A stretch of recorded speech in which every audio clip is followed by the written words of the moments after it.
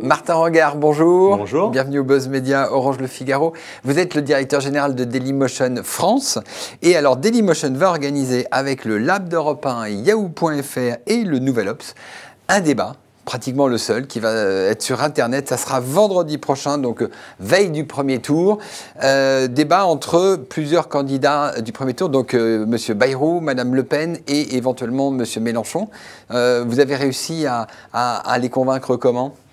On les a convaincus tout simplement en leur disant que ce serait le seul vrai débat, un débat où on peut se parler, où on peut échanger, où on peut s'opposer et échanger des idées, alors que c'est vrai qu'on l'a vu, la forme des débats à la télévision, contraints par le temps de parole. Ce n'était pas des débats. C'était pas vraiment des débats, voilà, c'était les uns après les autres. Et donc là, ça sera un vrai débat et c'est la raison pour laquelle ils ont accepté. Et alors pourquoi est-ce qu'il n'y a pas les 10 candidats? C'était compliqué de les mettre tous ensemble? Alors c'était compliqué de toute façon d'avoir un débat à 10 où justement on puisse échanger. La question se pose effectivement plutôt pour les deux prétendants. Aujourd'hui, dans les sondages, ceux qui sont le plus haut, Nicolas Sarkozy et François Hollande, et eux, clairement, ils ont une stratégie qui semble d'éviter de débattre avant le second tour. Alors vous l'organisez, ça sera comment? Il y aura des journalistes qui vont animer, il y aura aussi, ça sera interactif avec le public? Voilà, ça reflète un peu ceux qui l'organisent. Donc il y aura à la fois des journalistes, et on pense que c'est très important d'avoir la relance, le sérieux des journalistes qui vont pouvoir aller en profondeur, et en même temps, il y aura une participation des internautes via un live tweet et la possibilité d'interpeller les candidats, de leur poser des questions via les différents sites qui participent.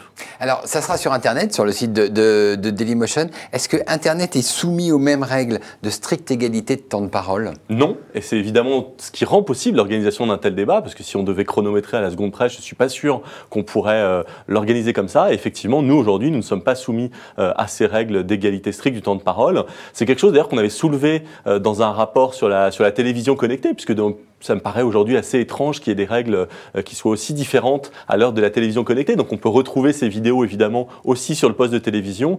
Ça donne un peu toute l'obsolescence de ces règles. Ce qui veut dire que Internet, vous l'imaginez comme une espèce d'espace de liberté dans cette campagne ou pas? Oui, je crois qu'aujourd'hui, certains candidats en ont profité, ont fait des clips un peu qui ont détonné. Il y a toujours des vidéos qui buzzent pendant la campagne. C'est vrai que c'est toujours un espace où on se lâche un peu plus qu'à la télévision. Alors une des grandes difficultés des règles de l'organisation des élections, c'est qu'il y a un embargo le 22 avril au soir, soir du premier tour, entre 18h et 20h, heure des résultats officiels. Il va y avoir une espèce de no man's land, avec d'un côté la RTBF et la télévision suisse romande qui pourront donner des estimations, d'un autre côté les médias français qui ne pourront pas. Vous serez au milieu, vous ferez quoi? Alors effectivement, c'est une position qui est un petit peu étrange. Nous, il se trouve qu'on est partenaire d'un certain nombre de ces chaînes étrangères. Il y a aussi des Belges. Et donc, effectivement, si nous, en tant que éditeurs de Dailymotion, notamment sur un certain nombre de nos espaces, nous allons respecter évidemment toutes les règles qui doivent s'appliquer, c'est vrai qu'on n'est pas à l'abri qu'un de ces partenaires-là fasse une vidéo, la tourne et la mette en ligne sur Dailymotion. Donc, ça veut dire qu'on pourrait retrouver la télé belge sur Dailymotion? Il est normal, ces partenaires-là existent. Ils utilisent Dailymotion comme une solution technique.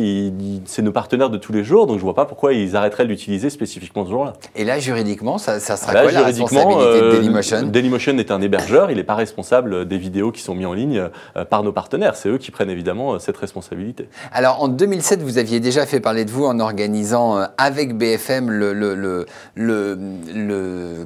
débat de l'entre-deux tours, avec Bayrou. Ce qui veut dire que vous faites bouger les lignes à chaque fois, à chaque élection. On essaye. C'est vrai que c'est un média qui est très souple, Internet.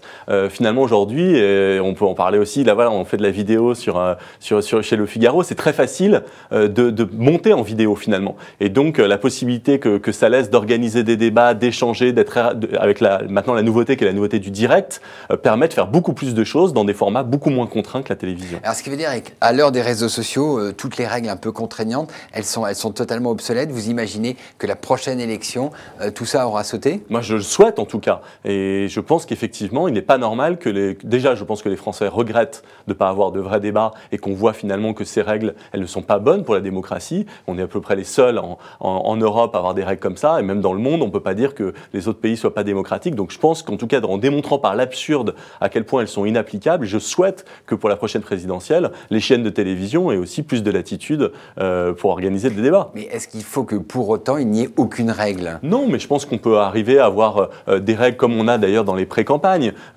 où chacun fait évidemment attention à ce que tout le monde puisse s'exprimer sans aller jusqu'à compter à la seconde près, dans le même créneau horaire exactement, le temps de parole. Alors, votre actionnaire à 49% Orange, qui doit monter et prendre la totalité du capital de Dailymotion dans les prochaines années, c'est ça? Vous travaillez comment avec lui? Bon, c'est avant tout un partenaire qui nous aide à avoir beaucoup plus de distribution. Donc aujourd'hui, nous sommes la solution vidéo notamment sur orange.fr. Donc aujourd'hui, ils nous utilisent comme une plateforme technique et donc ça nous permet aussi d'étendre tous nos réseaux de diffusion. Et puis on travaille beaucoup avec eux aussi pour être présents dans les terminaux. C'est aujourd'hui crucial, la bataille du mobile. De plus en plus, les vidéos sont vues sur téléphone mobile. Il y a une croissance absolument phénoménale des usages au fur et à mesure où les Français ont de plus en plus de smartphones, où il y a évidemment la 3G qui donne des possibilités d'avoir beaucoup plus de vidéos. Et donc ça, c'est très important d'avoir comme partenaire quelqu'un dont c'est le métier et qui nous aide et qui nous pousse clairement sur ces terminaux.